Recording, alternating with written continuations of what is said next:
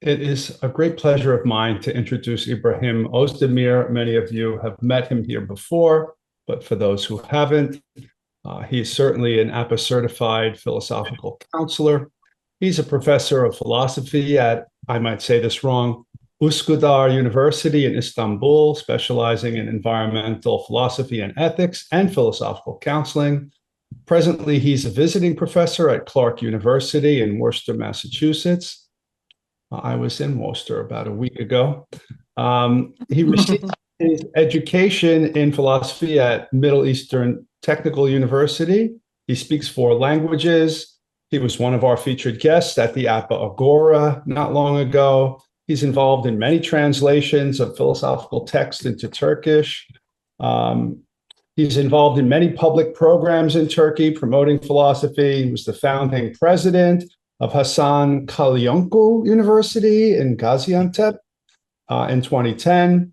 He has a number of books, including Rumi and Confucius on Meaning of Life, 2020, The Ethical Dimension of Human Attitude Towards Nature, which in its second edition in 2008, Globalization, Ethics, and Islam in 2005, co-edited with Ian Markham. In Carol Karsten's Contemporary Thought in the Muslim World, Trends, Themes, and Issues, in 2019, he's described as, quote, the most prominent Islamic environmentalist in Turkey for many years, end of quote.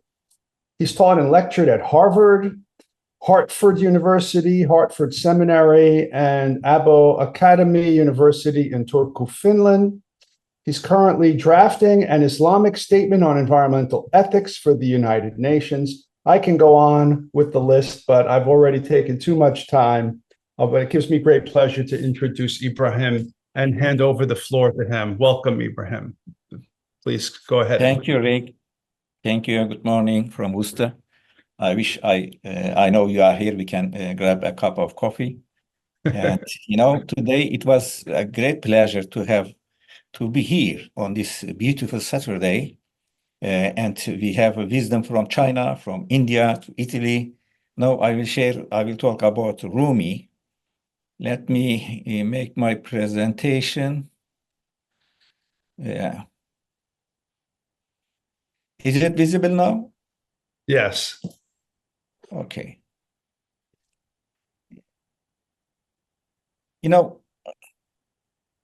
Just a minute. Yeah.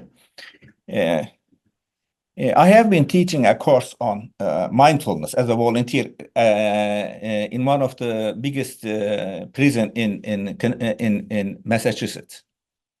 I just want to test my knowledge of as a philosophical counselor, how it means for the incarcerated. And on my first day, I was a little bit, anxious, waiting at the visiting hall for volunteers. And there were almost 20 volunteers. And after we introduced each other, and a senior pastor who, when he learns I am a Muslim, he said, my dear Ibrahim, I hope you include Rumi's poetry in your class, especially the guest house. And in fact, I have been using it for many years and it works wonders. And I thank him. And because Rumi offers hope, resilience, empathy, and compassion, values that people here deeply need.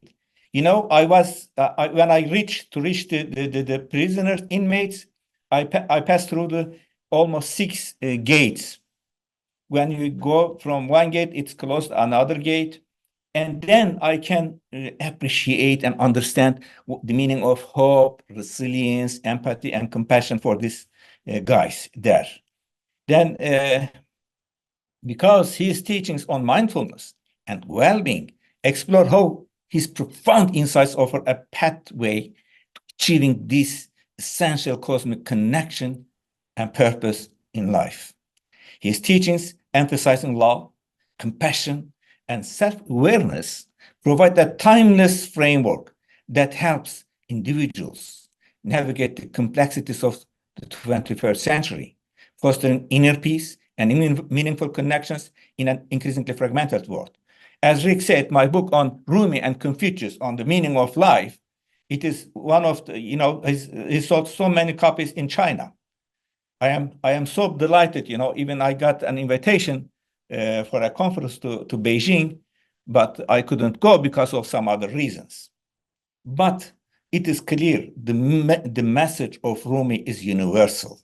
Rumi emphasizes inner awareness and interconnectedness of all life. Love is the essence of existence. Yeah. So let me just say what I mean by mindfulness when I am in my class for inmates and also in my studies. And by the way, I have written my paper as a paper for our journal. I hope if Lou publish it, then you will have the whole story. It is almost 20 pages. I will just summarize my paper here, okay? The mindfulness here, what we mean by mindfulness, is a means of, to live in the moment. It means maintaining a moment by moment awareness of our thoughts, feelings, bodily sensations, and surrounding environment through a gentle and nurturing lens.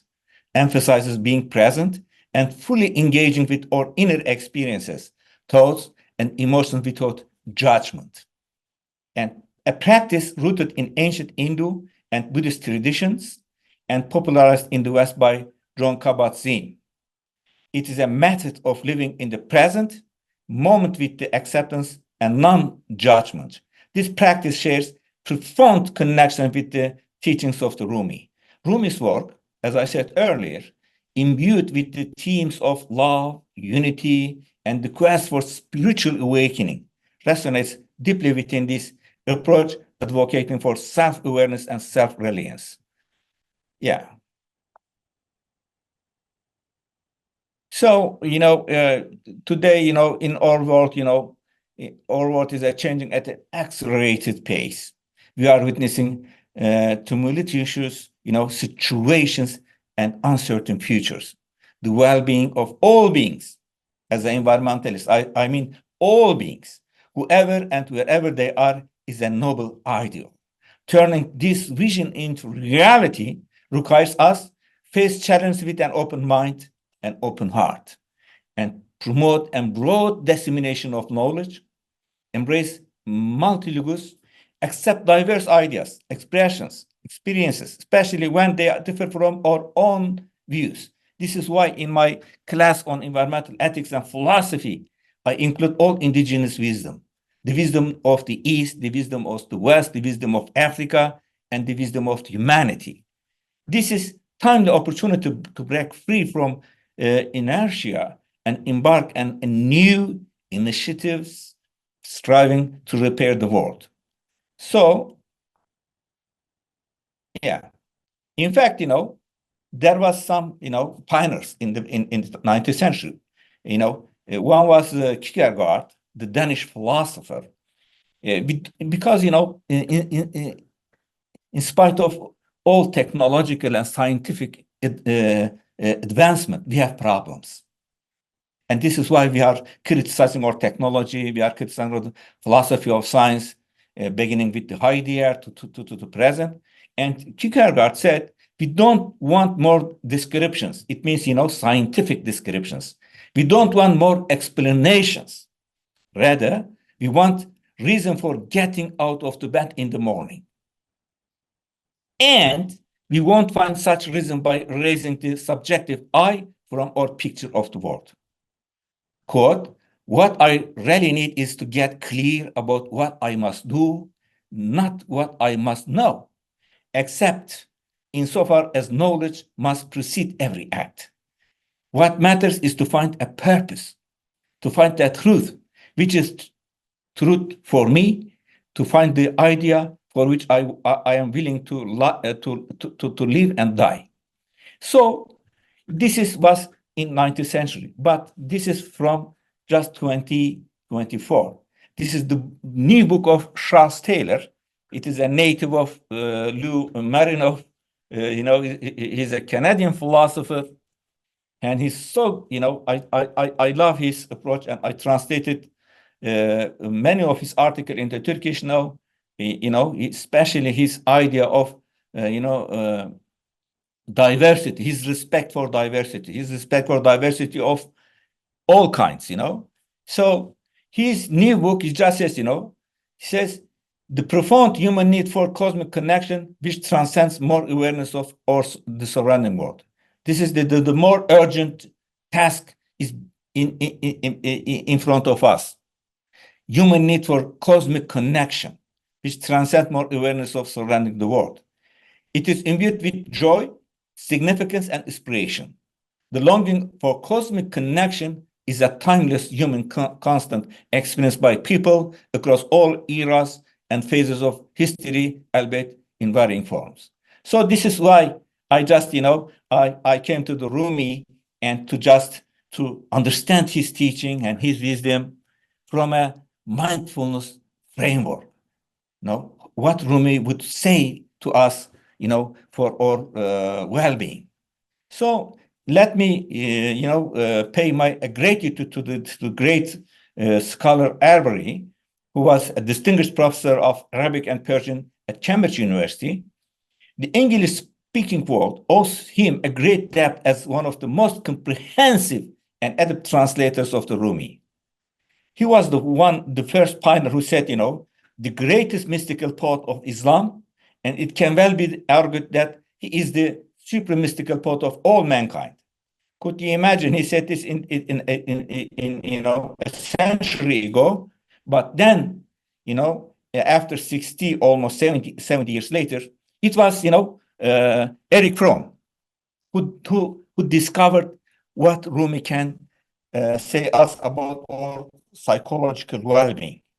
And I translated this book into Turkish with one of my colleagues, and I think now it is a 7th or 8th edition, and it is mostly read by the woman. I am surprised. I don't know why, but especially many women they contacted me. They say this book changed our perception of ourselves, then our perception of the universe. So this is rebirth in creativity and love. So the Eric Fromm says, he describes Rumi as one of the greatest Muslim humanists and mystics. Quote, Rumi was not only a poet and a mystic and the founder of a religious order, Mevleviya we call, he was also a man of profound insight into the nature of man. He discussed the nature of the instincts, the power of reason over the instincts, the nature of self, consciousness, the unconscious, and cosmic consciousness. He discussed the problems of freedom, certainty, and authority. Rumi has a great deal to say in all these areas, which is important to those concerned with the nature of man, unquote. This was, in 1960s. Could you imagine how his visionary man, the philosopher and psychiatrist, Eric Fromm is? And then Rumi opens his hand, his heart to us. And this is one of the famous saying, Rumi, you may be familiar with it. It says, come, whoever you are, wanderer, worshipper, lover of living, it doesn't matter. Ours is not a caravan of despair. Come, even if you have broken your vow 12 times. Come yet again. Come. I couldn't believe and estimate the impact of this poem for inmates. When I realized some of these people are there for 30, 40, 50, 40 years. Some of them more than 10 years. And the biggest problem for inmates is, I just learned by experience, is a hopelessness. Okay? So this room is called, just inviting them to was a call for life, for a call for hope. So this call highlights the fund importance of inclusivity and acceptance. First, underscore the possibility of transformation and self-understanding. Never give up. there is always the possibility of transformation and self-understanding. It invites us to embrace a more compassionate perspective, recognizing that each moment offers a new opportunity for growth and renewal. Again, the message is so clear for inmates.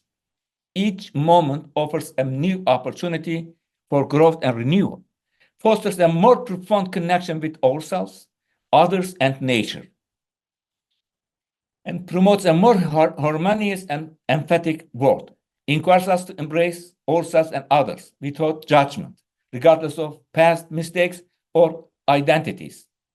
You see, in this spirit, I say, why a philosopher is here in a prison with you? Because I said, I am a prisoner of hope. In the spirit of Rumi's poetry, I have a hope you can transform yourself. Forget about your past. I will not ask any questions. What happened in your past? Forget about the future because we don't know what's going to happen tomorrow.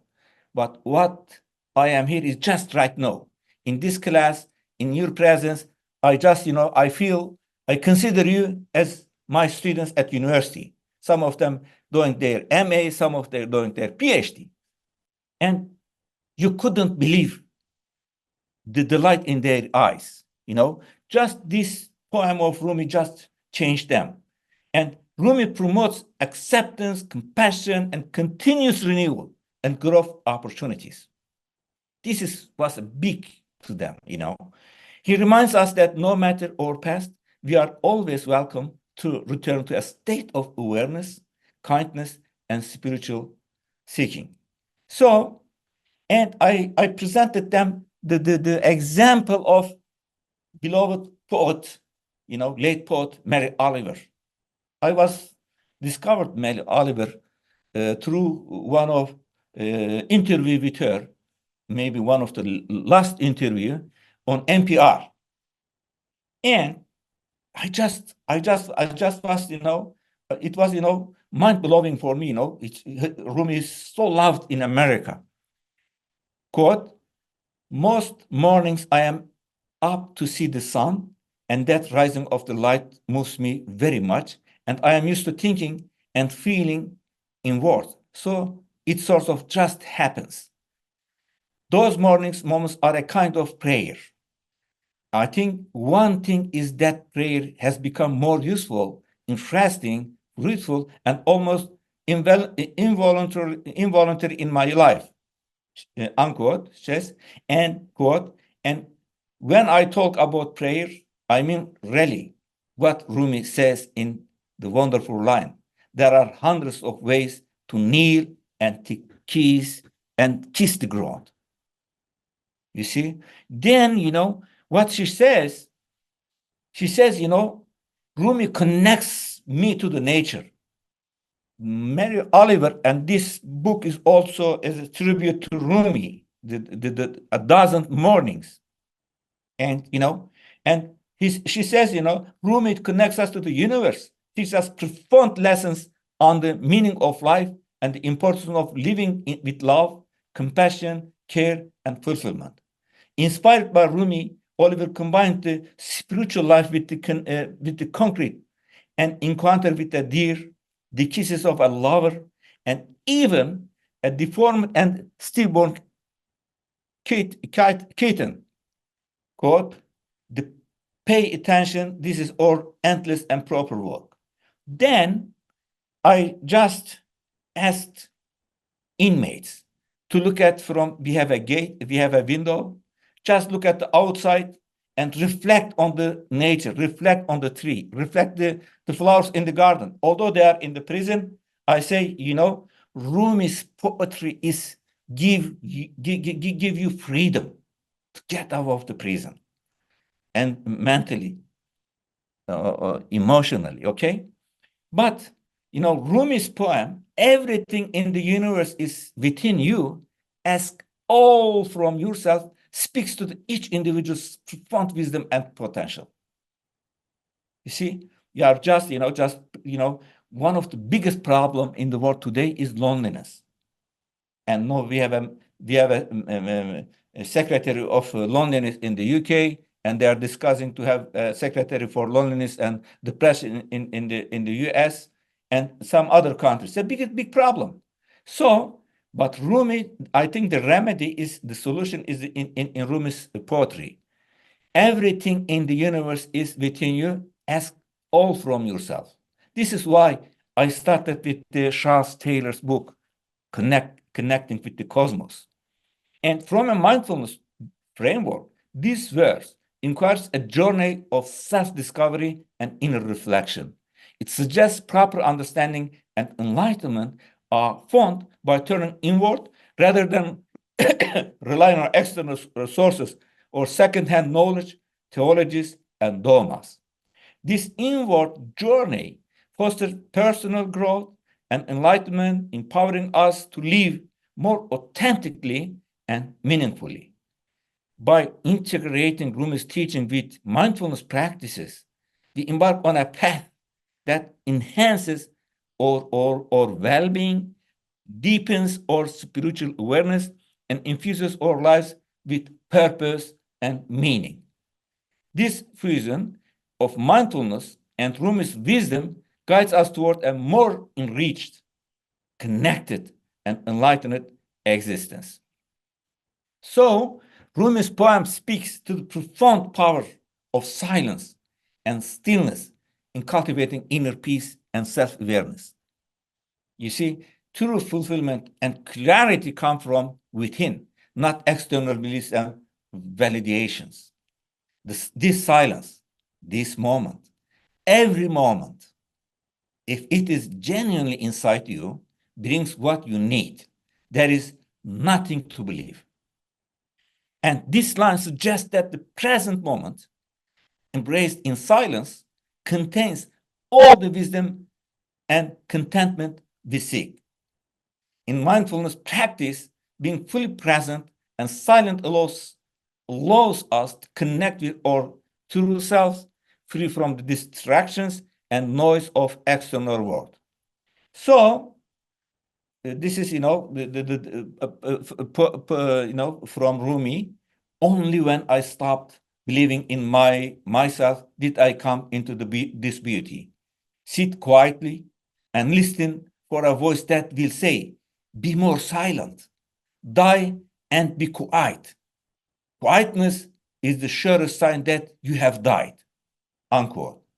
Here, as you see, Rumi hints at the release of ego and self-centered thinking.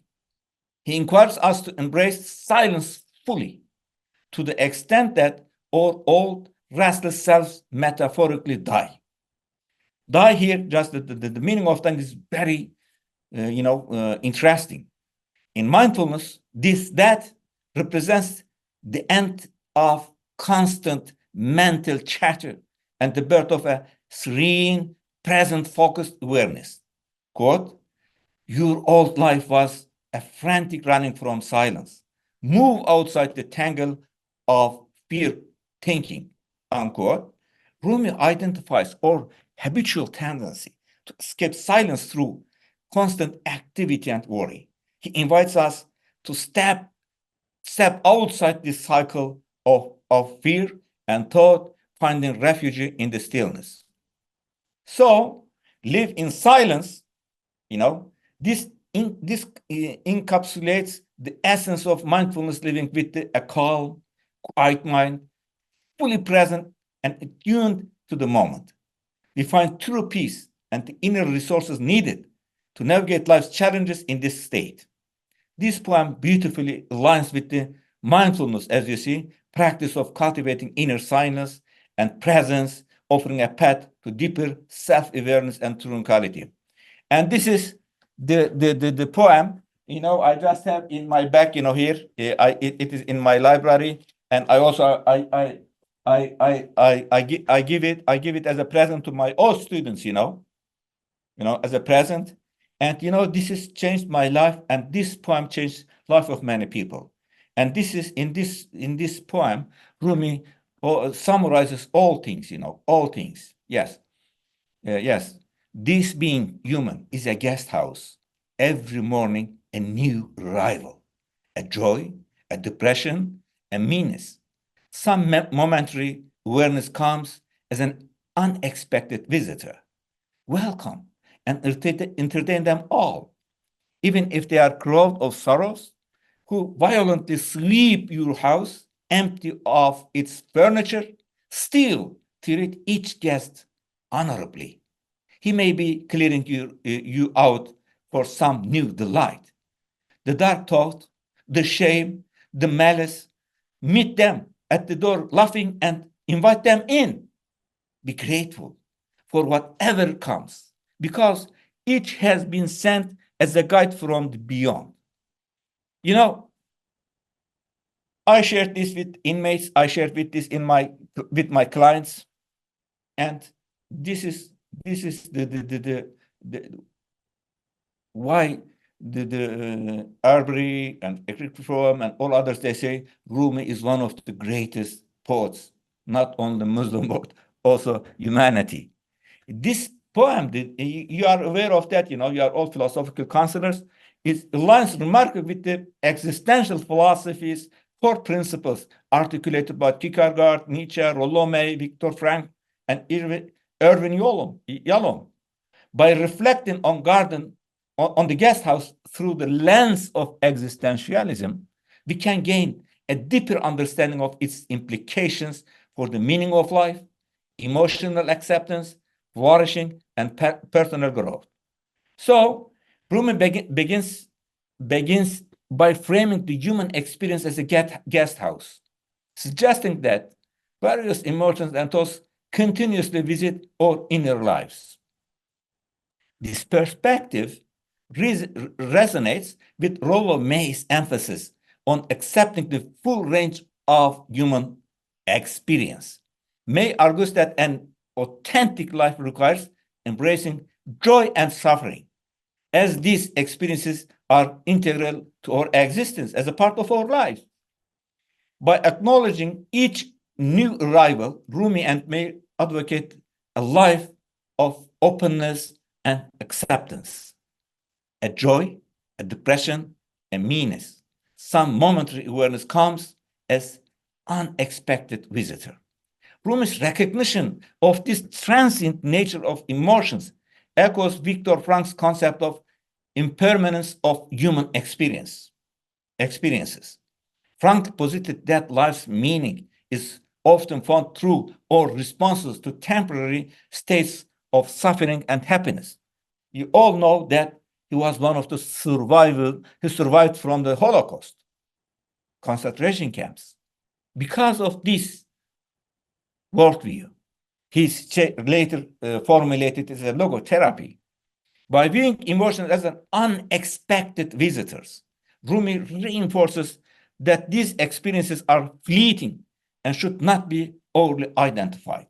They are fleeting, they are going. They are like a guest. Just make them comfortable. Accept them as they are, then don't worry, they will leave you. And you just, give a big hope and energy to survive in this, amidst these problems. So Rumi's metaphor of sorrows clearing you out for some new delight suggests that even painful experiences can be transformative, preparing us for new joys and insights.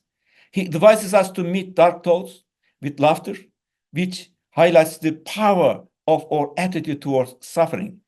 By meeting negative emotions with humor and openness, Rumi suggests a way to disarm their destructive potential, fostering resilience and more balanced emotional life for us. And, I just came across this, when I researched about the impact of the guest house, and I found out that Chris Martin is just guest houses saved his life. You see, a few years ago, Coldplay's Chris Martin was feeling depressed and overwhelmed. He was in final stage of his 10-year marriage to, Gwyneth Paltrow. He felt increasingly insecure about the music he was making. Then, quote, I wasn't looking at things in a healthy way, he says. Could you imagine the impact of depression? Then a friend gave him some books, including Man's Search for Meaning by Viktor Frankl and a volume by the 13th century Persian poet Rumi. Just I mentioned, the Rumi's, how Rumi's view and vision is, important for existential questions. Then Martin says one poem, The Guest House, which suggests inviting in dark thoughts helped him get through the period around his divorce. It kind of changed my life, he says. It says that everything that happens to you is okay. The idea is to accept what happens to you and not run away from anything, and trust what things will blossom and become colorful if you accept them as a guest and not give up in your struggle in the life.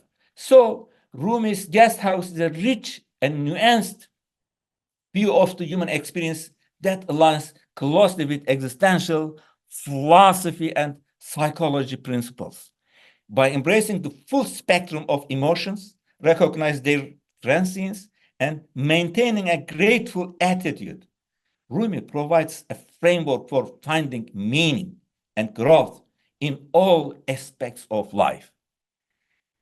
It offers practical insights for living a more authentic and fulfilling life, as advocated by existential psychologists like Rollo May, Viktor Frankl, and Irvin Yalom.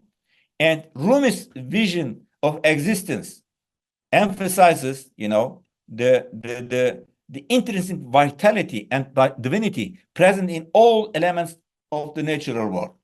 This is where I just consider Rumi as an eco-philosopher.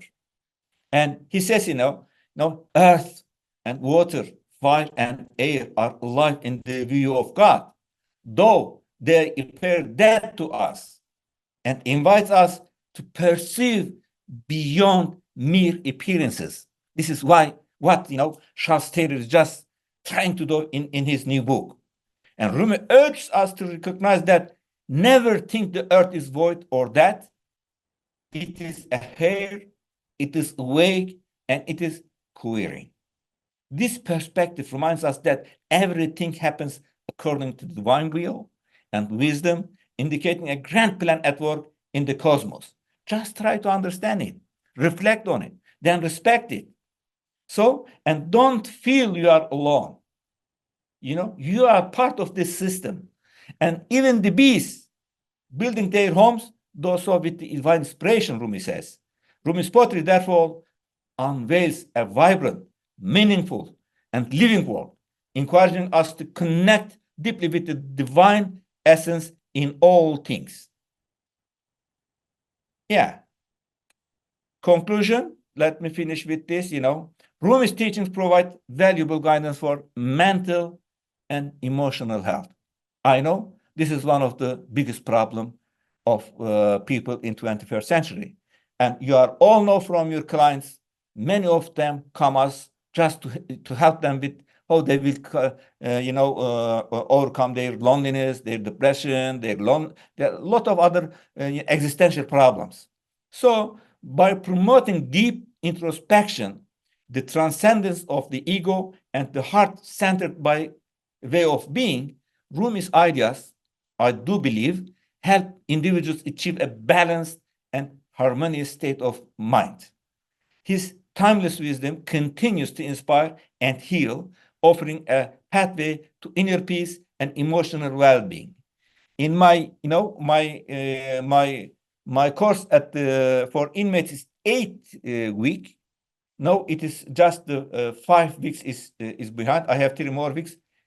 I can see the change in them. I can't see the impact of Rumi's poetry, who is just shaping and changing their minds, their lives. And yes. And let me finish with this quote from Rumi. Yesterday I was clever, so I wanted to change the world. Today I am wise, so I am changing myself. This is the cornerstone of mindfulness. Forget about the outside. Just try, concentrate on yourself and try change yourself first. Thank you very much. Thank you, Ibrahim. That was wonderful. Now I realize if I ever introduce you again, I have to add that he is also an impassioned preacher because you are so inspiring and enthusiastic in your presentation. Thank you. Okay, so Lou, if you would... I think Rick, I think it is because of Rumi, you know. Rumi says, you know, wherever somebody talks about me, I am there. Because I think this is one of the experts of Rumi says it is one major mistakes. We just say Rumi was born at that time and was died at that date. This is misleading. Rumi is with us, and we can feel it. You know, when you are reading his poetry, you can feel it. Yeah. Yeah. Any questions? I am ready. Yes. Okay. Thank you. Inspired mystic poet. I love Rumi. So I see two hands up. I'm not sure who was first, so I'm going to ask Vana to go first out of respect for thank you, elder stateswoman in this space. Ibrahim. That was a wonderful and inspiring presentation. There was so much to admire about it. I totally agree with your emphasis on mindfulness as an adjunct in counseling. I also admire your emphasis on Rumi and showing his usefulness to all philosophical counselors because he is such a profound poet. And I love your inclusiveness now that you're working in prisons. That's a wonderful thing. I had a question that I wanted to ask you, however. Are you using any other poets in your counseling?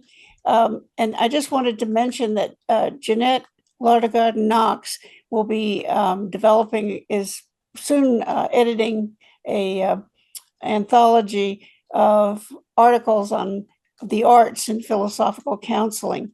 And I think Rumi is obviously a magnificent poet, but there are other poets in and poetry therapy that I think are very, very useful. And I wondered if you would use perhaps some other poets as well. Thank you very much for this beautiful question. Sure, you know, in fact, the book of Cosmic Connection, Charles Taylor, just, you know, summarizes the whole Western literature from the Greece to the present day. What they can, what messages they have for us to enrich, you know, to enrich our lives. Because it says, you know, the sciences can tell us about the facts, not about the meaning of life. Okay. So I have a dossier. I just you know, classify all major poets from. Even I have some you know passages from Dostoevsky, from Solzhenitsyn, from you know, from Solzhenitsyn, because they both were in prison for a long time. So I just, you know, I start Mr. I just, you know, in fact, you know, it was because of Nelson Mandela.